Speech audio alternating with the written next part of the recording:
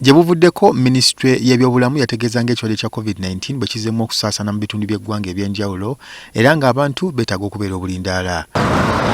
Wabutuukidde leero nga disitulikiti y'e Kabale yafiiriddwa dda abantu babiri okuva eri ssenyiga omukambwe oba COVID-19.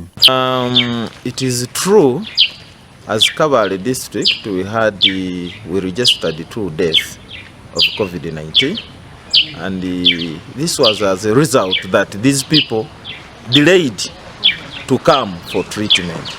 So by the time they came, they were detected and it was too much. The medical team tried whatever it could do, but that was God's wish.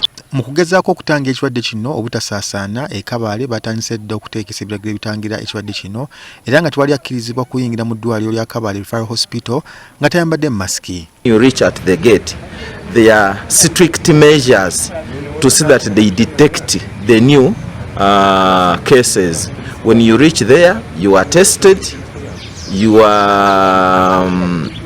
When we find that you are a suspect, immediately they take you and they test you.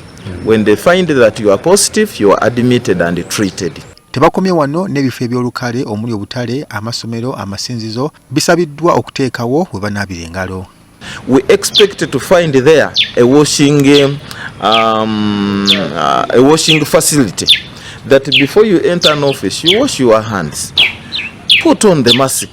When you are at the burial ceremony, you distance from others. Put on your face mask because we need you, we need our people.